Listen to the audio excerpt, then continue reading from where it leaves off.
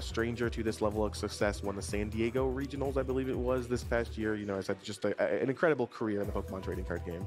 Yeah, Lucas over there on the left. I actually spoke to him a little bit after winning his last round of Swiss. This is his first top 8 at a regional championships. He's only played in a couple, only been playing for a few months now. He played in the regionals a few, last year sometime, he said, but hasn't really been playing seriously. This is his 3rd regionals of the year, so a really big breakout performance with a really, great expanded deck like Trevenant and Dusknoir.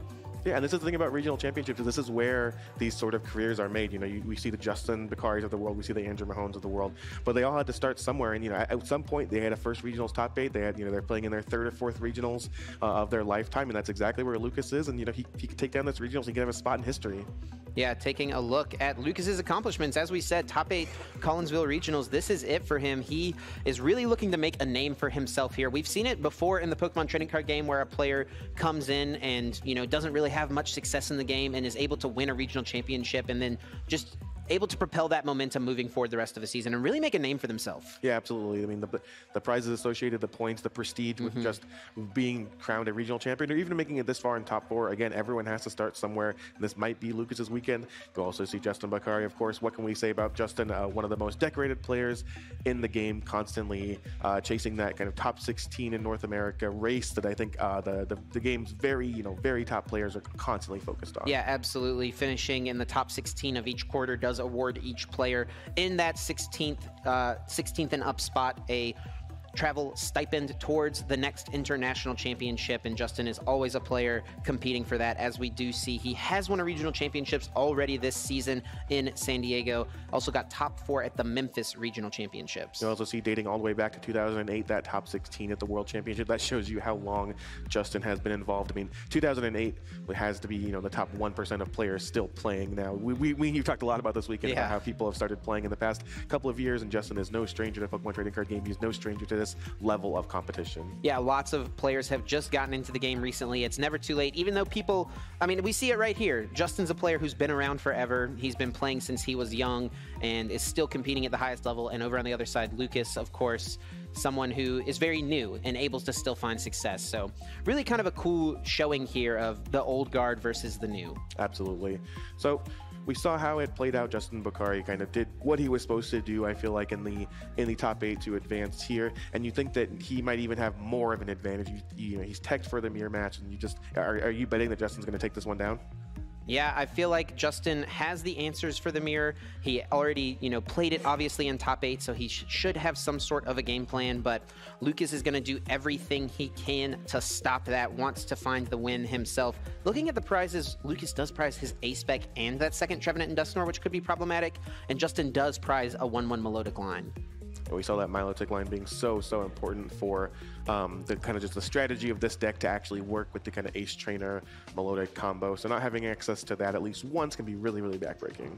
So I think a big factor here is going to be which player is going first. And if it is Justin, is he able to find that Bide Barricade Wobbuffet and get it to the active spot? Looks like Justin has drawn for turn, so it will be his turn moving first. Yeah, and remember, no supporter on the first turn under the new rules, so he just has that Phoebus in the active position. Battle Compressor now a really common play. Again, Battle Compressor just such a strong, powerful card and expanded, and we do see that Wobbuffet on the bottom of the deck there. Yeah, something he'll want to try to find as quick as he can. Right away, getting rid of that Execute with Propagation. We saw him do this in top 8 as well. Every time he played a Compressor at the start of the game, this was one of his first discards. Yeah, Execute just kind of meant to be in the discard pile. A card that can kind of make your costs of cards cost less. Things like Ultra Ball, Quick Ball. That's one of the big things about Expanded, is that you can just push the power of those sort of cards even harder when you don't have to constantly be discarding actual resources. Something potentially worrisome on Justin's side is that he did start his Phoebus, and we know the other one is in his prize cards. He does have Ditto Prism Star, and he does have a copy of Rescue Stretcher in his list, but losing this to a turn 1 Horror House into a turn 2 Night Watch from Lucas could be pretty tough. And we do see a couple of supporters join the Execute from the Battle Compressor. That Ace Trainer, of course, really important to the combo. You'll see that in Expanded too because of the access to Versus Seeker. As we see, Justin attaches a Psychic Energy, and now he's going to play an A-Spec of his own in Computer Search. Able to find that, and does get that energy onto Phoebus, so we could see a Wobbuffet moved into on this first turn. Exactly what Justin wants to do. Yeah, just protecting the Phoebus, throwing the Wobbuffet, saying, I know you don't have access to this. I'm going to kind of slow the game down a bit, turn off your abilities. Exactly where Justin wants to be, and it's just going to show the power of, having prepared for this matchup. Looks like he grabbed a Shaman here off of Computer Search. Wants to find Wobbuffet, but needs more cards first. Yeah, with so much access to cards like Quick Ball and Ultra Ball, the Shaman is going to put you in a position to have drawn more cards in addition to what you need. Of course, there is some risk there with the Shaman, but you'd have to be so unlucky not to be able to find the Wobbuffet throughout your turn. And as we see, Quick Ball is able to discard that Execute right away, and Wobbuffet is the card that Justin grabs. This is really going to be on Lucas to kind of be able to have a response. Yeah, it seems like Justin has a lot going on here. He has the Ultra Ball. He has a full hand off of that Shaman. So not only is he going to be able to flip this Wobbuffet, but he has, access to whatever else he's going to need throughout this turn. Yeah, absolutely. With Ultra Ball in hand, the turn is certainly not over yet. And also has Gengar and Mimikyu tag team. And yeah, due to the power of that Execute, is able to play out basically his entire hand, just having to leave one card to discard. Now we're going to see a Shaman for the full 6. Yeah, and this is a situation I think a lot of players, you have an empty hand and you could grab Shaman or Dedenne. People might wonder which one should you grab, and grabbing Shaman is definitely a correct move here because you're drawing the full 6, whereas Dedenne later on could still draw you 6 even if you're left with cards in hand. Speaking of the Dedenne, it does appear in Justin's hand there, along with the Ditto Prism Star. Ooh, Ditto's definitely a good find with one of those Phoebus prized, and also can give him the option to find that Garbotoxin Garbodor, which I think is a pretty big key factor in the matchup when your opponent doesn't play it.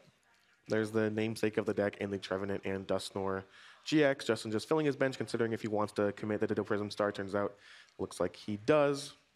Yeah, I think it's fine. Go ahead and get it down. Give yourself the option if, you do get Horror Housed into Guzma Knockout on something like Phoebus, you want to have the Ditto Prism Star as an option. Second copy of the Tag Team GX looks like it's going to go into the discard pile through Battle Compressor. And then now we're at the point where the Battle Compressor, besides maybe hitting energy, is just going to find things that Justin doesn't really want to draw. Yeah, I mean, if you're new to the game, something like Battle Compressor might seem counterintuitive, right? Discarding 3 cards from your deck, that can't be good, right? But realistically just lets you thin your deck out of cards that you don't need to see anymore the rest of the game. Getting rid of these pieces that you don't want to draw off of an N, you don't want to draw off of your own Shaman setup or Dede change from Dedenne. Just increasing your odds, you'll find more good, useful cards through the rest of the game. There's a weakness policy, again, another way to just kind of get rid of a card before the Dedenne comes into play. Justin just going through his deck. What an insane turn here from Justin. No supporter played, no problem. Seeing 2 full uses of setup and a Dedenne change to draw even more cards. And he finds another Battle Compressor, could thin the deck even more if he wanted to. Also has Floatstone for Wobbuffet. That's a key piece. If we just see the retreat of the Phoebus there, leaving the Wobbuffet up and a pass of the turn now. Lucas, of course, will have access to supporters, but abilities are going to be a lot harder for him here with that Wobbuffet in the active position. And this is tough, too, because he has things like Dedenne and like Shaman that just are not useful to him right now. You see an Ultra Ball as Lucas's first play of the turn. Looks like he's going to go ahead and get rid of that Dedenne, knowing that he can't use it to great effect here with the Wobbuffet in the active spot, of course. Yeah, I mean, go through things a lot slower than Justin, that's for sure. Yeah, absolutely. I mean, we might even just see a collect here on turn 1 from Lucas. We've seen a lot of collects in this tournament so far. We absolutely way above expectation on collects. Yeah, and honestly, that's a kind of a key choice. There's several Alolan Grimers you could choose to play in your deck list, and a lot of players opting for this collect. Alolan Grimer, of course, has a attack with 0 cost. You don't have to have any energy attached in order to use the collect, so it's kind of just a free 2 cards if you're stuck with it in the active spot. Looks like Lucas is going to be able to put a little something together here. He does have the Phoebus in hand, and now he looks like he's going to resolve a Quick Ball, just deciding what to discard here. So even through the Wobbuffet, he is going to be able to get set up a bit. You're not going to see that big explosive turn like Justin had, not under Wobbuffet lock. Something I think Lucas should be keeping in mind here, though, is his hand size. If he puts himself down to just 2 or 3 cards, he might make it to where Justin doesn't even need to prioritize using Ace Trainer right away, and Justin can use something like a Professor Sycamore in order to draw through more pieces of his deck.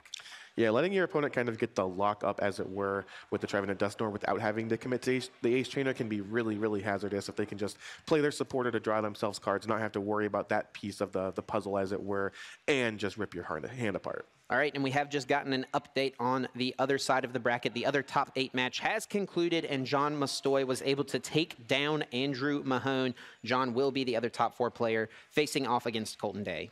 So Andrew Mahone and his Snore Max deck, as it were, is not going to have a top 8 run. Great finish by him, but it looks like it's going to be all these kind of non-traditional decks in the top 4, showing really the difference between expanded and the standard format. Lucas just forced to go for collect here, and now Justin can have a really big turn. I mean, Justin just kind of has the world at his fingertips, right? What is he trying to pull off this turn, assuming that he just has everything he wants? Yeah, well, I mean, he doesn't even have to necessarily go for the Gengar Mimikyu here. He could, if he finds the Melodic and has enough energies in the discard pile, could just pop that Energy Grace ability, go ahead and get that acceleration to Trevenant and Dusknoir, and use Ace Trainer to start getting rid of some of Lucas's options. And we do see the retreat of the Wobbuffet turning back on Propagation. Yeah, the first step is going to be the retreat so that Justin can use his abilities of his own. Another great, effective Wobbuffet, especially with the Float Stone, as you mentioned last turn, is that he can just kind of control when that's active and not. Yeah, and also moving into the Phoebus here, really great from Justin too. Once he uses Melodic's ability, that Pokemon is knocked out. You do have to promote a new active Pokemon, so you're only able to retreat once per turn in the Pokemon trading card game, but this kind of gives him a double retreat option. Yeah, another way to move a Pokemon to the active spot, even if it's not through retreating. We do see an Ultra Ball, once again, Propagation coming into play here and discarding another energy card, the exact card that Justin wants to have in the discard pile. And it does grab the Melodic. I feel like we'll be seeing that knocked out very soon, and if Justin has the Ace Trainer to follow it up, he's going to have a pretty tough lock on Lucas here right away. Also, if he could find something like the Alolan Muck to just further his setup and further the lock, that would put him in a good spot. We do see those 3 energy cards in the discard pile. I don't know if I see a way to get the Ace Trainer. I know there's one in the discard pile of Justin, but there's a prize for Lucas, which is going to be actually turn out to be an unfortunate thing for him. Yeah, not where you want to be going down on prizes right away. Seems like it would normally be good, but knowing that your opponent has that Ace Trainer ready to go. And that shows you the power that this level of competition, and with this sort of deck, there's just so many different things going on that taking prizes is how you win the game, but sometimes the timing of those can really, really matter, and that's what the Trevenant Dustnor deck is all about. We do see Rescue Stretcher here. Gonna grab, I think just a little bit, Justin just kind of getting ahead of himself here, using Stretcher to grab Tapu Lele, to use Wonder Tag in order to search out this Ace Trainer. That gets him the piece he needs. Just got to make sure we do those things in the right order. Yeah, a little missequencing there, but this is the combo, as it were. We have the Ace Trainer now. Lucas's hand is going to go to only 3 cards, of course, because he did take a knockout on that Milotic, even if he didn't attack it himself. And then that Trevenant and Dusknoir is going to go ahead and leave with Lucas with only 1 card in hand at the end of this turn. And I think the only thing Justin really wants in addition to, I mean, he's already in a great spot here, but the thing that would just put him in even better of a position would be finding that Garbotoxin Garbodor or Alolan Muck, just furthering this lock. Yeah, the Alolan Muck is a really important piece of the puzzle, because now the Quick Ball exists in the format. Of course, you have outs where you can draw a Quick Ball and then you top deck for your turn the card to use it with. But if you have that Alolan Muck out, you can't turn that into a Shaman, Dedenne, etc. I guess he does draw the Garbodor, has Ultra Ball as well, so he could get the Muck out. But putting Garbodor in play with the weakness policy, he does choose to do it. But this could be honestly a little risky if Lucas does find a Guzma after Justin takes 2 knockouts. There's no switch targets for Justin to use with Guzma. Right, it's going to be pretty hard for him to move that around. We did see 2 Skyfield, it looked like, got shuffled in. Yep. Cannot speak to what's in Lucas's hand, but those 2 Skyfields not going to do much. Going right back into the deck, Lucas left with 1 card. I mean, the only thing he could really find here, I think that's an immediate out, is his 1 copy of In. He does not play Professor Sycamore. He finds a Shaman, but of course, Garbodor right here saying no setup today. No cards drawn for Lucas. If Shaman versus Seeker, not really a whole lot going on. You see, just considering just playing it to commit it to the board. Yeah, and does go ahead and choose to do that. I mean, you don't get any value out of it, but you know that it's going to just get shuffled into the deck right away by another Night Watch. So getting yourself another Pokemon down is an okay spot. So you may as well try to do something maybe with Sky Return or something in the future. It just doesn't matter. It's going to be shuffled in anyway. Justin does go ahead and attach an energy to the Gengar and Mimikyu, so doesn't have enough energy left if he needed to manually retreat this Garbodor, actually. Oh, but he does play the one copy of Mallow and Lana, so that's a way he could switch if the Garbodor did get Guzma'd up so that he doesn't get stalled out of the game. Of course, of course. And now Lucas left with just 0 cards, drawing 1 off of the for the turn, and it's just a float stone. He's going to go ahead and concede. Yeah, that's going to be it for game number 1. Lucas sees the writing on the wall, and that's exactly what Trevenant and Dusknoir aims to do. Shut your opponent down on turn 1 with this Wobbuffet, make it so that they can't play any cards, and then pull off this massive combo with Energy Grace Melodic, and then use Night Watch to put those cards back and hope that those 2 cards your opponent are left with after they draw for turn are not going to help them. Yeah, absolutely. And especially when you have all these different lock pieces, you know, like the Alolan Muck, or we have the Garbodor that we talked about. It can just be so, you can just put your opponent in a position, especially if you get that combination off early where they just don't really have outs. You know, we saw the Shaman versus Seeker, but because of the Garbodor, it was just too... there was not any time to do anything. There was no options for Lucas. And Justin has now executed 3 games in a row. He's game playing exactly how he wants it. Yeah, he beat Will 2-0 in top 8. Looking to do the same thing to Lucas here in the top 4 and cement his spot in the finals, where he'll be facing off against the winner of John and Colton on the other side of the bracket. But Lucas is going to do everything he can to make sure that that does not happen. Yeah, of course, still a lot of Pokemon left here to play. Lucas, of course, hoping to rattle off 2 wins. So we saw that this is a mirror match, of course. We saw that Justin has some things in his deck that are maybe shifting the percentages towards him a little bit. But what does Lucas need to go different here for him to actually take this win? I mean, I wonder if there's a world where Lucas chooses to go second and goes for the Horror House play, but that just gets totally ruined if Justin is once again able to find Wobbuffet and get it active. So I don't know. It's really kind of a tough spot. And I love the adjustment from this group of players that brought this Garbodor and Wobbuffet inclusion of the deck.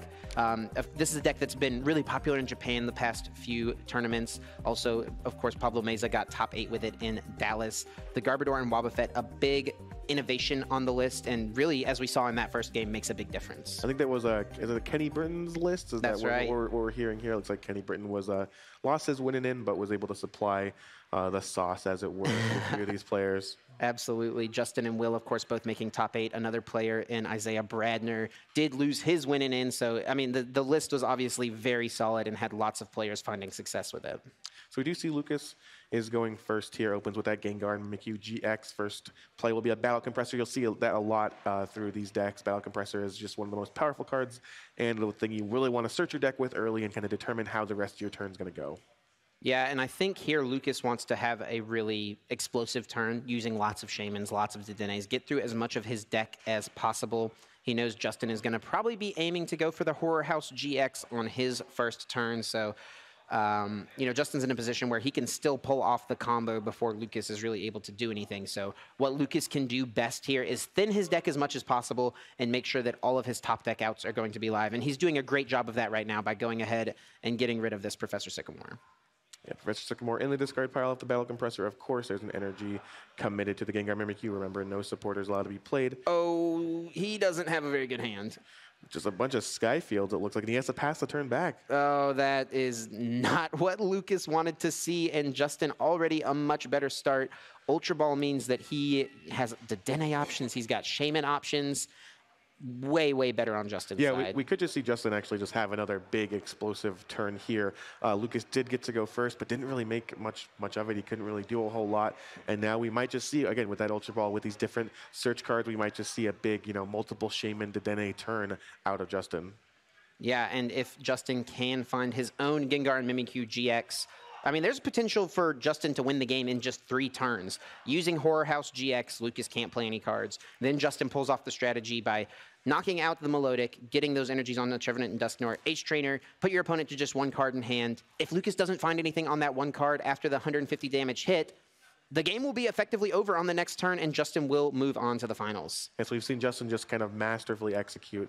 He's had a lot of great starts. His list seems really solid. He's just had a great time of just taking his opponent's hand apart, kind of playing a control game and then just putting them in a position where maybe they're not literally 0% to win, but they're as close to it as they possibly can be. Yeah, it's not a perfect lock by any means. We've seen some perfect lock decks in the past, and this one is not one of those. And I think Lucas, made a heads-up play by getting rid of the Professor Sycamore, like we said, because now those VS Seekers will be live outs. It looks like we're going to see a Skyfield and then a Dedenne. Dedenne change, of course. A full, fresh reset for Justin. We see a Shaman in the hand as well, so we're going to see a lot more. First, we're going to see a quick ball. Yeah, honestly, great here from Justin. Able to discard that Mallow and Lana. Gets that in the discard potentially for later, but is ultimately just going to be looking to thin the hand down to draw more cards with Shaman EX's setup.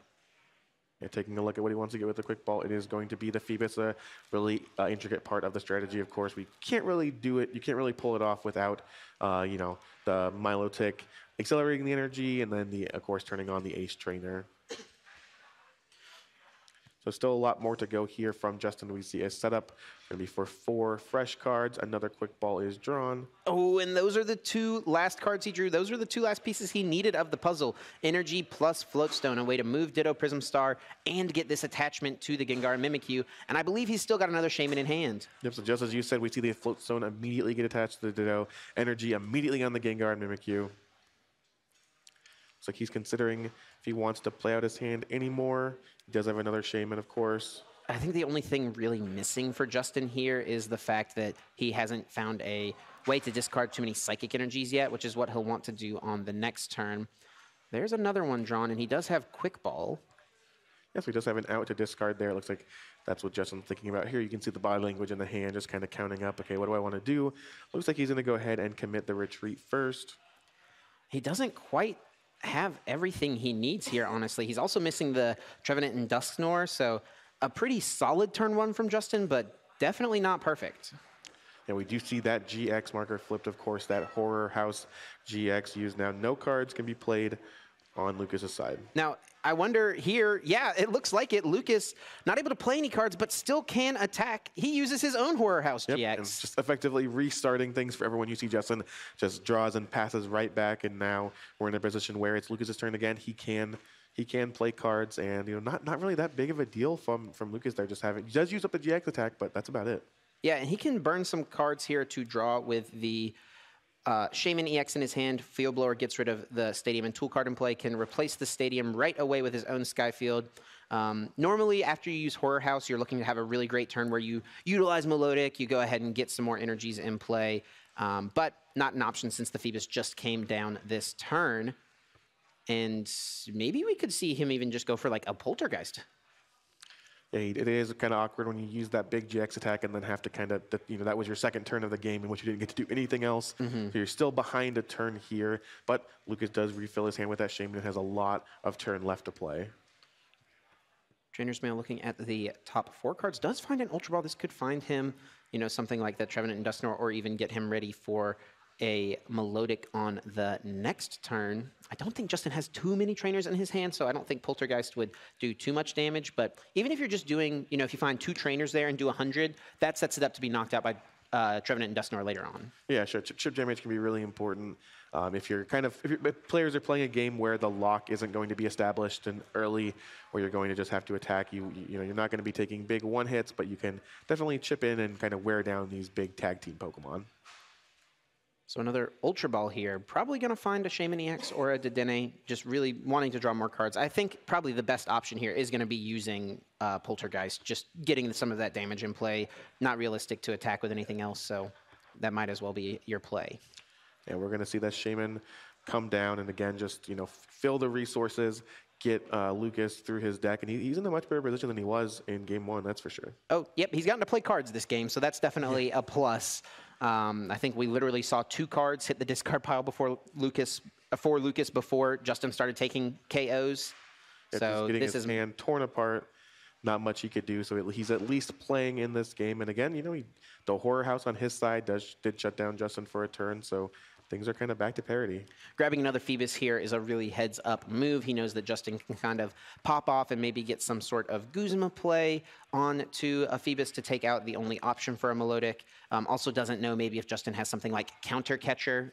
Lucas is playing that in his list, and that was something that was kind of standard previous to this tournament. We, of course, know that Justin does not have that option, but wise to play around that just in case. Absolutely. You can only, use the information that you have. Lucas proving why he's here, of course, in these semifinals. Out of just over 600 players, I believe, just these 4 remain, and Lucas is, fighting back. He's down a game, hoping he can rattle off 2 and advance to the finals. Lucas does not find an energy here quite yet. He can still dig with a Dedenne.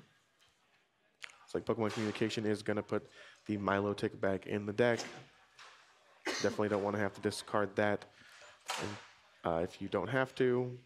Yeah, and I think this kind of signals that we'll probably be seeing the Deadeye change here, digging for either an energy attachment or maybe just something else you want to put up in the active spot. Maybe even something like Grimer collecting this turn wouldn't be terrible. So Pokemon Communication is going to find a Shaman EX. So again, we are back into a world of just multiple Shamans, maybe a Dedenne, just drawing so many cards going through your deck. Trying to assemble the pieces that you need. Yep. Quickball is going to ditch the Skyfield here. We, of course, see the other Skyfield already in play, and both of these players, that is the only stadium that either of them has. And since Lucas has already used his Field Blower and Justin doesn't play one, that's going to stick in play the rest of the game. Yeah, the actual, literal dead cards just cannot even be played anymore in the game. So want to get rid of those as quickly as possible. We do see, so we're going to set up for another Shaman, not before the Trevenant and Dusknoir hits the board, of course, thinning out the hand. Yep, and doing this before using the Dedenne in hand means that he'll see way more cards here than maybe he would have otherwise. I think he's looking for an energy here. Oh, he draws both of his Melodic. A really awkward position to be in. We saw that he communicated one back before because we said he didn't want to discard it off the Deadeye change. Now he has both in his hand, and that's going to slow him way, way down. Yeah, a big difference here in the lists as well is the fact that Justin plays Rescue Stretcher, whereas Lucas does not. So if those Melodics hit the discard pile, he'll never have the option to Energy Grace. And you can't overstate the importance of Melodic. The acceleration is so important. The knockout, so the Ace Trainer is turned on, is so important. He just, I don't really think Lucas can afford to ditch them, can he? I don't think so. Ooh, another tech card brought to the front potentially for Lucas was that Marnie, a new supporter card out of the Sword and Shield base set. Kind of a good way to limit your opponent's hand if you're tied on prizes potentially. It's another kind of hand disruption card out of this deck. That's kind of the name of the game here in this mirror match. The thing about Marnie as well, though, is, I mean, if that was the option he wanted to go for, is that he wouldn't be doing quite as much damage with a Poltergeist, potentially, depending on how many trainers, of course, Justin draws. Right, of course, always a risk there. Lucas consulting the discard pile. I don't believe he's played a supporter yet this turn. He does have an in hand, so that's a way he could draw some more cards without having to discard. Yeah, and that's what he's going to go for. Yeah, so it does have that out of not having to keeping the train going, as it were, without having to get rid of the Milotics. Yeah, and this actually, maybe thinking that Justin could have been playing around a potential Poltergeist, from previous turns, knowing that, if he uses Horror House, his opponent's likely to use it, and then Poltergeist would be coming right away. So disrupting this hand actually could lead to more trainers and more damage done. Yeah, it is a risk, but that's a good way to think about it. And especially when you're Lucas, you just have to, again, you cannot give up those Milotics, but you just need to be able to draw more cards. Oh, and Justin drew six trainers. So a Poltergeist, and Lucas did find a Psychic Energy. That'll be doing 300 damage. Wow, well, the actual worst you could possibly have been. We do see the energy committed to the Gengar and Mimikyu. And this is a pretty big swing in this game. Justin, of course, definitely not going to be out of it by any means here. He can still, pull off the Phoebus into Melodic, into Trevenant and Dusknoir play on this turn. I mean, losing this 3 prizes here is not great, but the trainers you have in your hand are very powerful for this next turn. Yeah, again, we've talked a little bit about, it's not exactly applicable to this exact situation, but we talked a little bit about how the prizes don't really matter as much as the kind of disruption of locking you out of the game. So you definitely, this is not where Justin wants to be. He did not want to draw those 6, but again, at least after this knockout is taken, after the prizes go down, he has a way to kind of refuel in his hand. He's going to go ahead and show him 6. All 6. 300 damage from Poltergeist. That's a knockout there from on the Gengar Mimikyu. And that's actually really kind of fortunate for Lucas that he was able to draw energy. As we look at his prizes there, he did prize 2 basic psychics. Yeah, and he just picked them up off the prizes too. So they were, you know, just, it was a really good chance he would not have been able to find them here. And now we're going to see Justin back on his turn, use those items that he had and hopefully put something together here. He's going to start things off with a Battle Compressor. Yeah, this is almost a make or break it turn for Justin. He needs to pull off the lock here, knocking out the Melodic, and then getting those energies onto Trevenant and Dusknoir in order to start swinging with Night Watch. But Lucas being at 3 prize cards here after a Melodic gets knocked out, that'll put him down to 2. All Lucas would need is potentially a Guzma to clean up on one of these benched Shamans. Yeah, we're at the point where, again, the lock is what matters in this matchup, but Lucas has kind of put himself in this position where things, the first few turns of the game did not go as either player really expected, and now Lucas can actually just win the old-fashioned way, and it can just come out of nowhere. And I think this is something we'll see Justin kind of play around, knowing that Poltergeist is his opponent's immediate potential win condition. So I wouldn't be surprised to see him put 2 trainers in his hand or less. And we do see that Milotic, of course, going to evolve in the active spot. Step 1 to kind of assembling everything that Justin needs here. Only 2 psychics in the discard pile so far, so he will still need to find 1 more to pull off the attack this turn. Ultra Ball likely to find the Trevenant and Dusknoir here. Taking advantage of that execute he put in the discard pile with the Battle Compressor. There's the big tag team. Go ahead and rescue Stretch back the Garbodor. Yeah, and this actually would add even more to a lock here for Justin. Going to go ahead and discard, knock out that Melodic, getting 2 energies on it, not quite the full 3. So it's really going to come down to this Ace Trainer. Justin needs to find another energy card, and he'll actually be putting Lucas to 2 cards.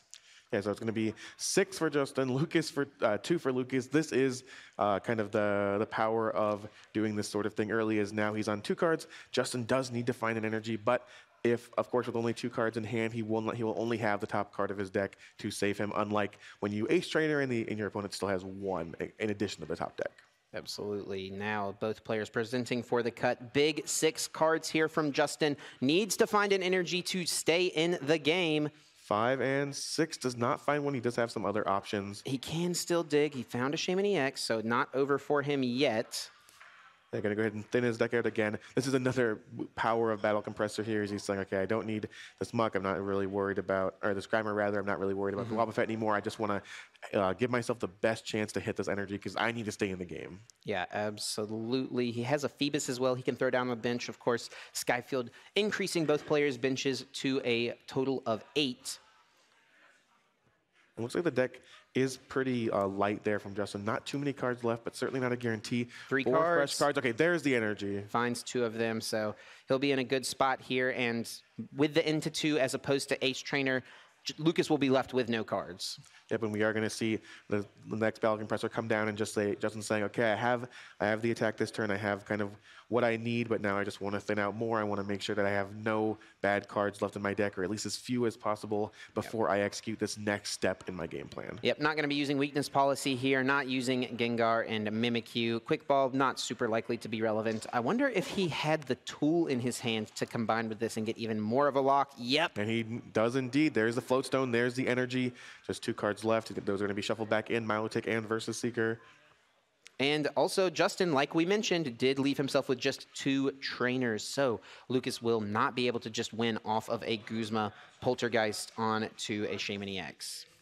Of course, stuff like that is just these kind of mistakes that Justin is not going to make. He's going to play tight every single time. Lucas, of course, a great player in his own right. Yeah, Once you get to this level of competition, that's just how it is. I think Justin was playing with the OG Poltergeist Gengar, so he's definitely been playing around how many trainers he has in his hand for a long time. Back in 2010. Absolutely. Let's see. Trainer's Mail. Okay, it is a Trainer's Mail. It is actually a playable card. There's a VS Seeker. We know that he has that Professor Sycamore in the discard. Wow, so he started this turn with 0 cards, top deck, one of the best that he could have, and now you see him immediately just confirming what he has left. Yep. And in the discard pile, and VS Seeker is going to be what he takes. That Compressor discarding that card early on in the game, paying off in big ways here for on Lucas. the very first turn. Yeah, and that really, small plays like that on the first turn that seem like they don't make a big deal really do make all the difference. Absolutely. I see the cut from Justin. VS Seeker immediately hits. And, I mean, he does have a few supporter options, but I feel like his real only choice is going to be that Professor Sycamore. Yeah, just got to maximize the number of cards you're drawing at this point. 7 fresh cards. Lucas is being very clear about what's happening, of course. Wow, started the turn with none, and now he played the best supporter he could, and now he's back up to 7. Yep, one of the best top deck scenarios for sure. He does find the Melodic. We're going to start things off with a Battle Compressor. Just again, trying to thin out the deck. We saw how important that Battle Compressor was in the very first turn, putting that Professor Sycamore, allowing for this play. And that's, at this level of competition, that's the thing you have to think about. What you did on the very first turn can pay off 3-4 turns later. Big time. That's exactly what happened. We're at the point now, again, where these Battle Compressors are less likely to contribute to great plays like that. It's more just kind of getting rid of the cards you don't want to see anymore. But still relevant, still have to think about the decision and make sure you're making the correct decisions throughout the entire game. For sure. We do see another Compressor, Skyfield, which, like we said, is literally a dead card in this scenario. Definitely something he just wants to discard as quickly as possible. The second Battle Compressor and the Skyfield both gone now. I wonder if he could have discarded maybe the Counter Catcher there. He's pretty far ahead as far as the game state goes. He might not ever realistically have a chance to utilize that, but does leave himself that option. Yeah, one of those things where you have to weigh kind of there's a 90% chance I'm not going to be able to use this. I don't think the game can realistically go this way, but is it worth it to kind of cut myself off of that option in case the worst does happen? And of course, like, you would just feel really bad, of course, if you did choose to discard that in this instance and it came up late game where you didn't have access to it and needed it. Yeah, absolutely. Lucas has chosen, okay, is he saying, that's just worth it to me? I'm just going to leave that there, even if it's not very likely to come up, as we see an Energy Attachment as well as an Alolan Grimer hit the bench. All right, and let's see a Poltergeist. How many trainers does Justin have? It is just going to be 2, and that's actually really big because that means that a Nightwatch is not going to be able to turn this into a 2-hit knockout. Just going to go ahead and confirm what's in the hand. Of course, Justin being a sporting player. Making sure that everything is as it should be. VS Seeker for the N again. Here's one thing that doesn't really change. Justin is going to get a fresh hand of 6, and Lucas is going to be put down to 2, and we know, of course, that it's going to be put down to 0. So he can draw out of it, but he only has, how many times can you realistically, draw what you need off of having no cards in hand? Yeah, and I think a big factor here is, of course, going to be the Garbotox and Garbodor over on Justin's side. We know that, Lucas was not able to evolve either of these Phoebus into Melodics, and because Energy Grace is not active thanks to Garbotoxin, and I do believe that Lucas discarded his Field Blower already, using it on the first turn to draw more cards with Shaman. Yeah, that indeed he did, so this Garbodor lock is going to stay up for a while, and of course, the Floatstone, the perfect tool to have on that Garbodor. Justin just going to thin a Shaman EX out of the deck.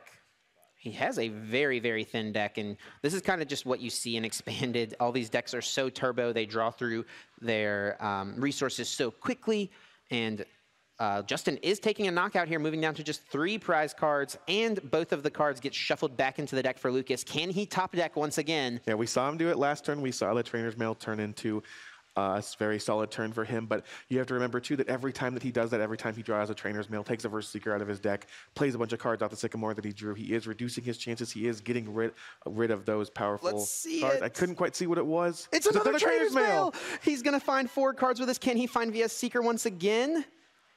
There's the Marnie. So that's a way he can draw some more cards. Computer Search obviously not going to be useful here since he doesn't have any other cards in hand, but Marnie will let him draw more cards. Yeah, so there's the Marnie. So he has actually done a good job of drawing out of this every time. Marnie, not exactly as good as the Professor Sycamore, but wow, he has just left so many resources in his deck that these top decks have just been great for him. So both players will shuffle their hand. They get placed onto the bottom of the deck, and then Justin will draw 4 cards, Lucas getting 5. Yeah, of course, the hands will be randomized. Then it looks like it's basically almost an entire switch. The deck just becomes Justin's hand, and what was his deck becomes his hand. Yeah, he had thinned things down very well up to this point. And looking at the hand of Lucas, he does have the computer search. The melodic there, almost taunting Lucas. Like, he would love to be able to utilize this ability, but he just cannot. Of course, as long as there's a tool over here on Garbodor, melodic will be shut down, even though Lucas did just choose to evolve it. And a 2 energy attachment onto Trevenant and Dusknoir, it's going to still be a few turns away from attacking. We're going to see the second energy get committed there, and it looks like we're going for a retreat. Lucas just thinking about what he wants to retreat into.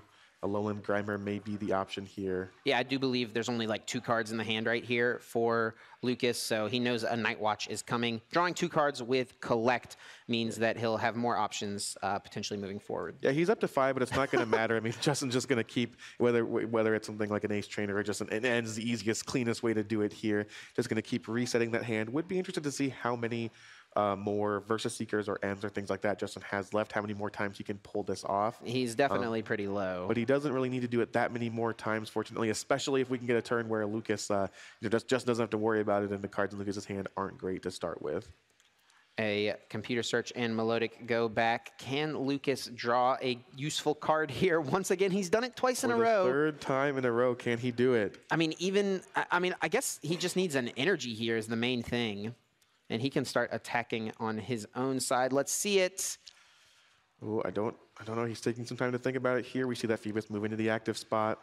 Yep, it looks like, yeah, it's an Ultra Ball. Ultra Ball. So this is more so how Justin wants this kind of interaction to play out, where it's just, you have 1 card in hand now. I don't have to worry about resetting it now. I'm just going to do this attack again and keep perpetually putting you on 0 cards. Only 2 prizes left for Justin. If he had a Guzma here, he would have the option to just win the game by knocking out one of these Shaman EX on Lucas's side, but does not look like he has that since he has played a lot of VS Seekers. Yep, so now again, 0 cards for Lucas. Justin Bokhari just 1 attack away, 1 knockout away from making the finals here in Collinsville. Lucas is very behind in this game. He has gotten the lock set up. Can he draw out of it for the 3rd time? Let's see it. He needs an energy card here. And by the way he's spinning that card, it's not going to be helpful. Looks like it was a Milotic. He's just going to have to retreat and pass the turn back. This is all he can do at this point. Justin just 2 attacks away from winning the game. Does draw Professor Juniper. Yeah, was consulting the number of cards left in his deck, of course. I think he's just going to have to stick with Old Faithful here. Yeah, Night Watch dealing 150 damage, and it will shuffle that 1 card back in for Lucas. And, I mean, even if Lucas top decks an energy at this point, I feel like this is going to go in Justin's favor. I think there's very, very few ways that this can go wrong for Justin here with keeping Lucas on 1 card. It's not like he can draw energy and Guzma or something like that. Right. He just only has 1 card no matter what he does. And here's potentially the last card Lucas will draw in this series. This may be the end of his tournament. There's actually a situation here where the counter catcher could have mattered. If Justin had drawn something like a Sycamore here, he could have found a energy plus a counter catcher to bring up a Shaman EX, which would have just won him the game. He's looking through his discard pile. I don't know if that card is alive out. He's checking the deck. He's checking how many cards left. Look like something like 10 or 11. Let's see it. He's got to be a Seeker. He needs to find counter catcher plus energy. He's down several energy cards. His deck is very thin, and it's going to be these 7 cards. If he finds those pieces, he will bring up a Shaman EX and win the game, and we'll be going to a game 3. Here comes 7 cards. There's almost every card remaining in Lucas's deck. Wow, his draws have just been great. He's just going to go ahead and confirm that 7. Don't want to take any kind of penalty here. Let's see it. Computer Search, but no energy. Oh, he got Computer Search. Oh, are the last 2 cards energy plus counter catcher? He doesn't have a way to draw any more cards. Oh, wait, where's the counter catcher? Wait, is it in his hand? I couldn't quite see what he had. He does Computer Search for the energy. His hands are shaking. There's the counter catcher. He's got the energy in hand, brings up Shaman EX, and energy will win him the game. Wow. Wow, the very, very last turn that Lucas had, the last opportunity that he had, he took it. He drew so well, left the counter catcher in his deck like we talked about. Yeah. And the top of his deck just was so favorable for him, and that has to feel so good on Lucas's side and feel so bad on Justin's side. We were talking about how few outs he had and just pulled it off. Oh my gosh, I was talking about how he should have discarded the counter catcher, and it's such a good thing for him that he did not take my advice, kept it in the deck. That was his win condition there at the end of the game, and we're moving on to a game 3 here in top 4. Wow, that's something we did not expect to see. Usually once the Gengar Mimikyu player, or sorry, the Trevenant Dusknoir player has that kind of lock established for so many turns. We kept saying, how many times, can he keep getting away with it? He draws the Trainer's Mail into the Versus Seeker over and over again, and on the very last kind of opportunity that he had, he did it. 1-1, we're now going into a game 3. One of these players will be making the finals here in Collinsville. We just have just over 30 minutes remaining in this match. Yeah, plenty of time for this match to have a natural conclusion. Both of these decks generally set up their strategy relatively quickly, so I think moving into this last game, these players are just going to be looking to execute the same strategy they have seen. Big cards, of course, going to be that Wobbuffet on Justin's side, Garbotox and Garbodor as well, and if he can set those up and kind of limit Lucas's options. Yeah, and we've seen just the first couple of turns of development matter so much here. Once a player does establish the lock, it seems like it should kind of, heavily favor that player. But as we saw, anything can happen. The top of your deck is still very live when you have cards like Versus Seeker and Professor Sycamores. A tough choice here on Justin's side, still debating what he wants to start. He's got a Shaman EX and a Dedenne EX in his opening hand. Oh, and he prized the Wobbuffet! Wow, so another huge advantage in Justin's deck building is not going to be available for him here in game 3. This could be huge. Yeah, that's definitely the type of thing that could make all the difference here in a game 3. Justin, of course, did lose that game, and it looks like he did choose to go second here. So we're going to start things off with a Trainer's Mail here on Lucas's side. Shaman starts from both players. Trainer's Mail, a card that really saved Lucas on the last game, of course. Going to find a Battle Compressor for him here. Classic early plays of the Battle Compressor, of course. A lot of options in Lucas's hand. Looks like he has a pair of Quick Balls as well. So this is going to be a drawn-out turn 1. But, of course, he will not be able to use a supporter card. Yeah, Lucas also not playing that Execute, which we've seen Justin just utilize super well through all of his games this weekend. Kind of not a standard card in these decks coming into the weekend, but maybe after this tournament, as we move forward to Charlotte Regionals, which of course will still be in this same format, that might be an adjustment we see made from a lot of Trevenant and Dusknoir players. Yeah, you start to see at a certain point where you have a deck, kind of archetype laid out, where you see the best players just making these small improvements that eventually become standard. Maybe they don't, but are just what they believed in. Can those small percentages can really add up and really matter. Trainer's Mail, once again, kind of been the big card here for Lucas. I think a big factor kind of near the end of that game as well was the fact that Justin used so many VS Seekers. I mean, 3 turns in a row using VS Seeker in order to play an in against Lucas, which was great. Of course, it limited him to 0 cards in hand. Only his top deck was all he would have available to him. But it meant that he didn't have access to Guzma to close out the game near the end. Yeah, absolutely. Justin had to rely on that. Just could not, you can't really have it all there. You kind of have to pick and choose, and of course you have to just keep the lock up. We're going to see Alolan Grimer hit the bench here for Lucas before another Quick Ball comes down.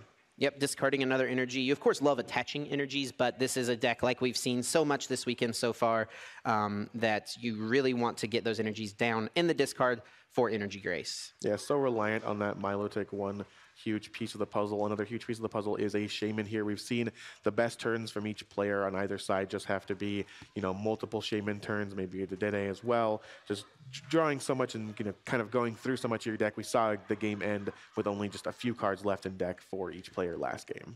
Lucas using setup for 4. He does have a Quick Ball, so we'll have the option to get down a Phoebus, which is a big piece of the puzzle.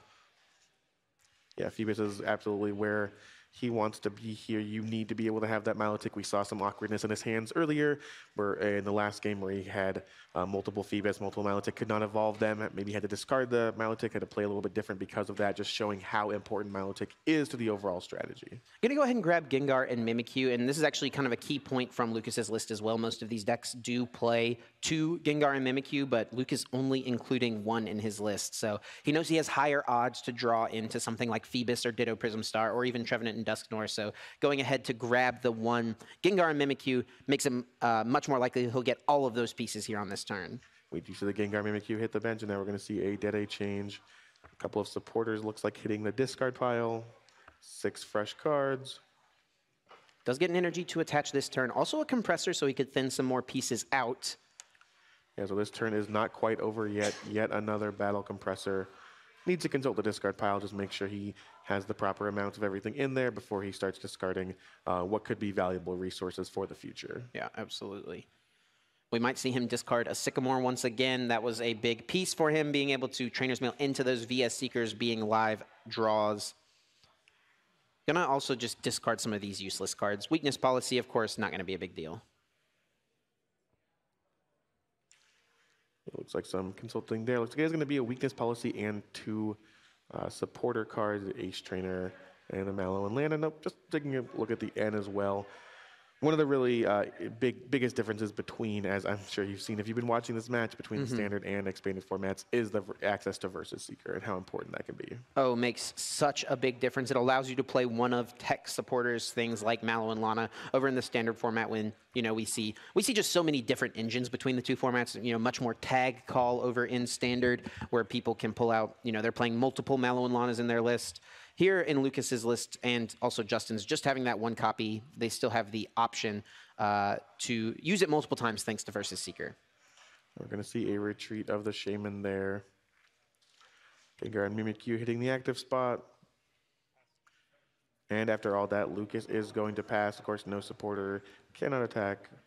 Yeah, smart play, I think, here to just go ahead and retreat into the Gengar and Mimikyu. You want to give yourself the option to respond to Justin's Horror House with your own Horror House, exactly what we saw in that second game. And maybe doesn't quite have the information yet if Justin plays Field Blower or not. So that could be an option where Field Blower could get rid of this Floatstone on the Shaman, and then you wouldn't be able to respond with your own Horror House on the following turn. Yeah, this is just kind of the safe conservative play of saying I want to be able to respond if things do end up going like last game. Yeah, and Poltergeist ended up being a good attack for Lucas in that last game. So, I mean, as we know, it's something that can play a big factor. And we've seen Lucas as something consistent. Again, you know, Lucas is not a player who has played for years and years. He doesn't have a bunch of top 8s at regionals, but just through this match, we have seen him take the conservative plays. Of course, we spent a few minutes talking about that counter catcher and how he could discard it because the game probably won't go that way, but, you know, it's the safer thing to do to keep it in, and that's exactly the type of plays he's making here by retreating and just setting up this Gengar Mimic. Yep, ended up playing out perfectly for Lucas to have that win condition still available to him.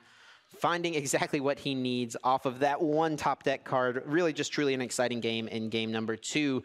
But it's not over yet. Game 3, we will crown a winner in this one. And there is a lot on the line. Both of these players have already wrapped up a ton of championship points and prizes. I believe making it to the top 4 does guarantee you at least $1,500, but getting into second place is $2,500, and the winner of the whole tournament, becoming regional champion, will win $5,000. And what, you know, if you're watching from home and you haven't played these kind of high stakes tournaments, you may be thinking that, you know, it's a lot.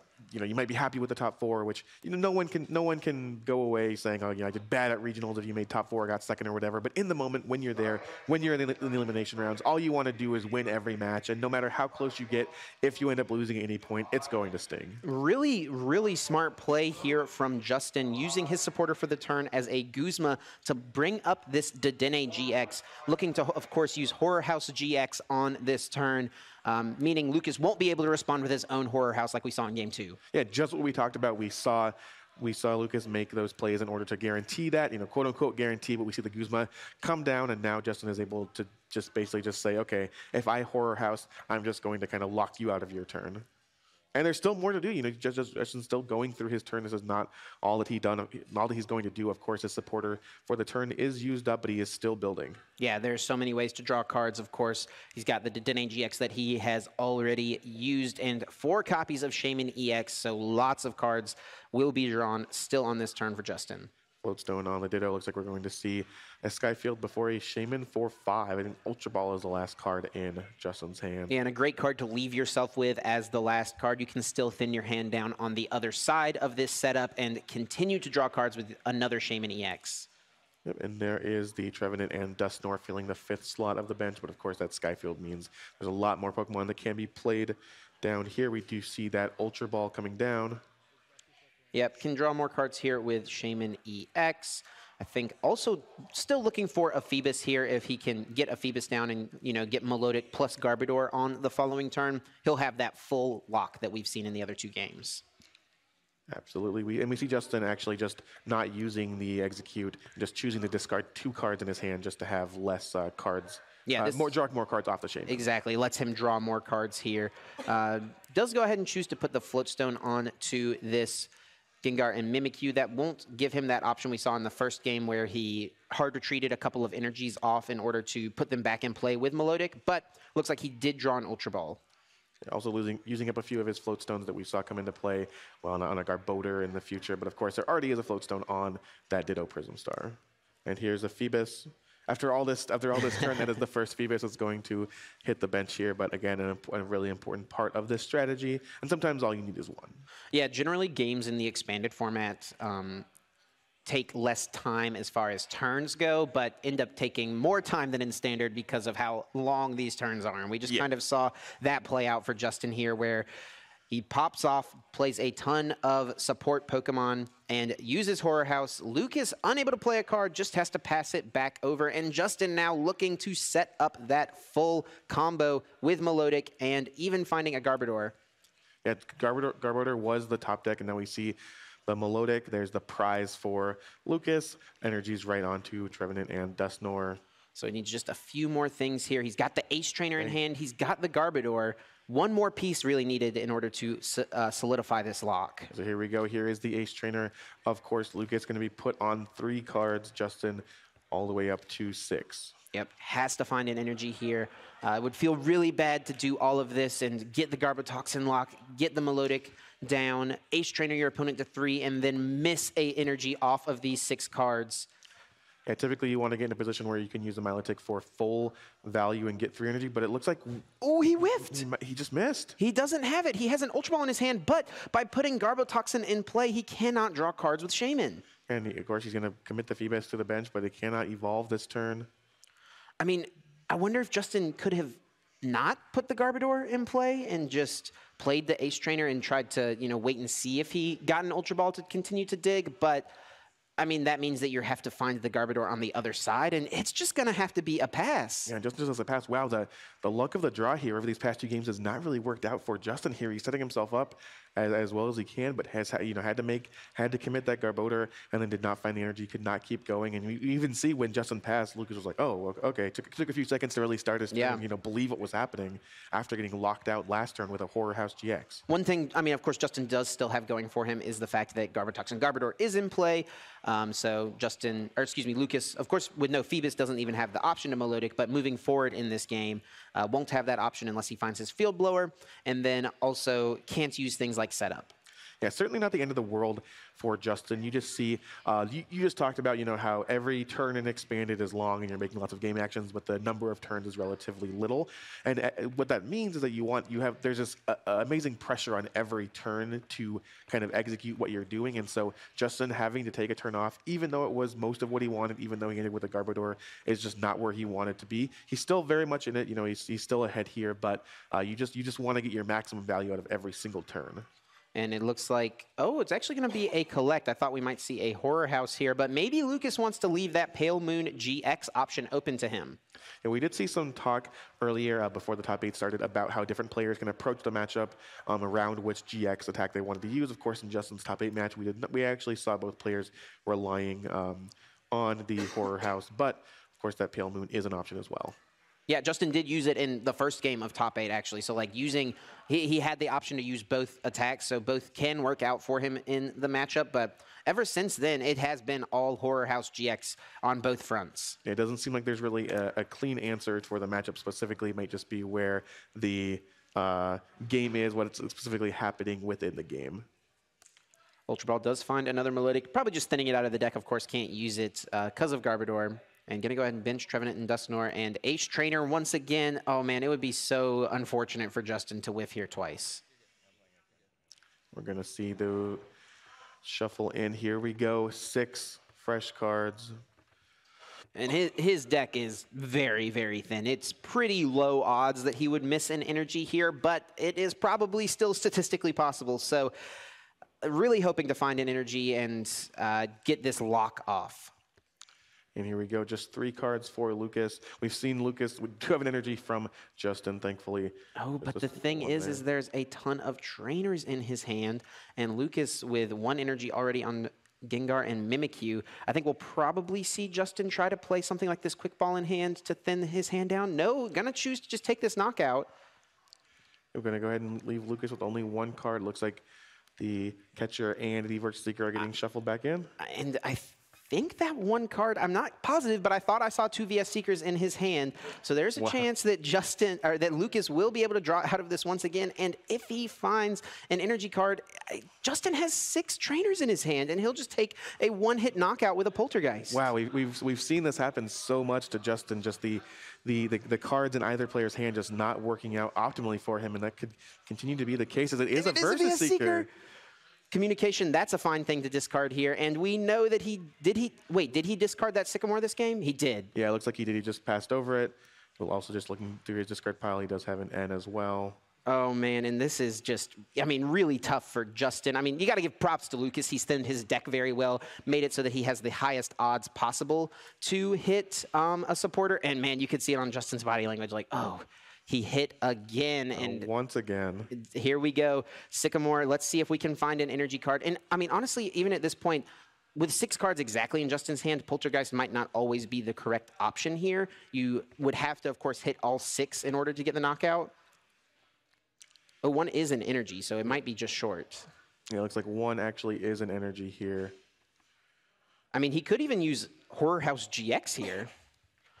Yeah, he has a ton of options. I mean, just drawing the Versus Seeker kept him in this game. Still, of course, Garbodor is up. He can't do everything he wants to do, but he does have a ton of options. Looks like that second energy is getting committed to the Gengar and Mimikyu. I mean, I think using Horror House GX here is generally going to be correct because with the extra energy attached, you actually force both players to draw until they have 7 cards in hand. So you'll increase as many cards as possible for Justin, and he won't be able to play any of them. Oh, does go for the Poltergeist, and that's 250 damage, 20 short of picking up this KO. Yeah, choosing to leave that GX attack active. Of course, you only get to use 1 GX attack per game. Look at all those dice on Trevenant and Dusknoir, but not quite enough. These things have so much HP, these tag team Pokemon. That they do not quite enough, so maybe a little bit more of a risky play there, but does preserve the GX attack for later in the game.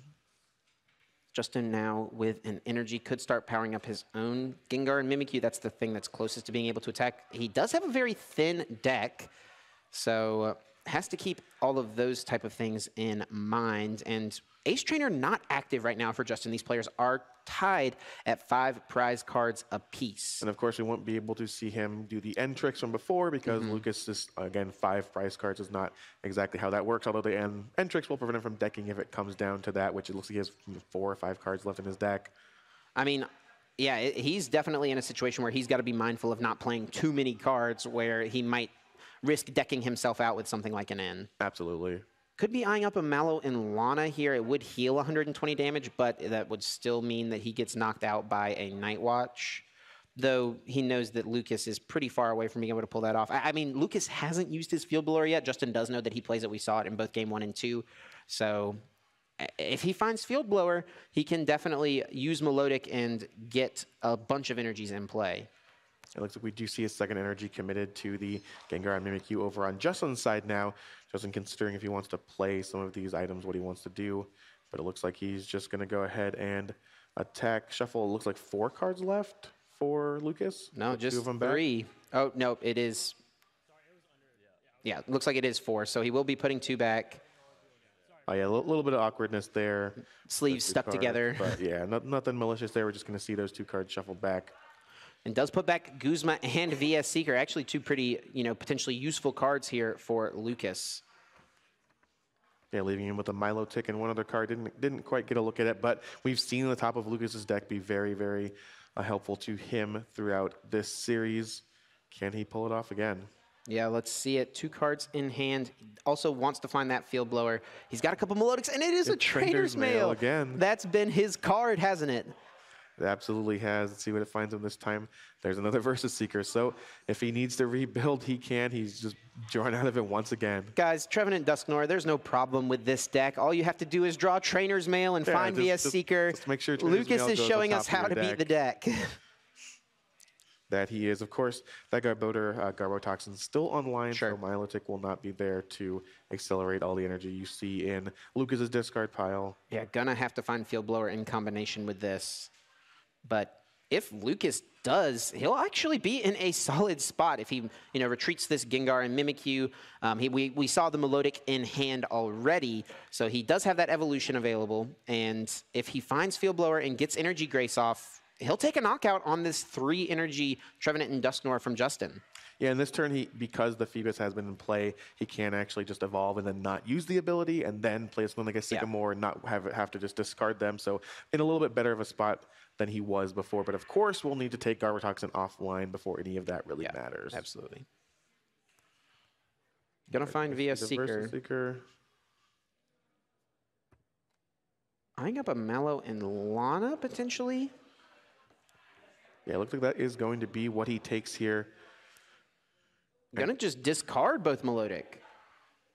He's gonna heal a bunch off of the Gengar, promote the Shaman now. So he's committed. He's not using Melodic at all this game. And I mean, with only 20 HP left, there only needs to be 1 trainer from Justin. But I think, yeah, Lucas wants to take a look and make sure he's aware of all of these cards. The problem with this play is the fact that your only real attacker for the foreseeable future is going to be this Gengar and Mimikyu. Of course, it's not in danger of getting knocked out. It does have 240 HP, so 210 remaining. And that means that if this is his only attacker, Justin can kind of play around this Poltergeist. Yeah, with Poltergeist being the only real attack left, it's easy enough. You can still get in positions where you just really can't play out all of your cards, of course, but not too difficult to make sure that you don't expose yourself to a big Poltergeist. I mean, I wonder if Justin's in... I mean, he does have Ultra Balls and stuff, so he shouldn't have too big of an issue playing his hand down, but... I mean, the only attacker he has powered up right away is his own Gengar and Mimikyu, and Lucas went to 0 cards in hand before taking a prize, so there's just going to be those 3 prizes, and it's just a pass, actually, from Justin.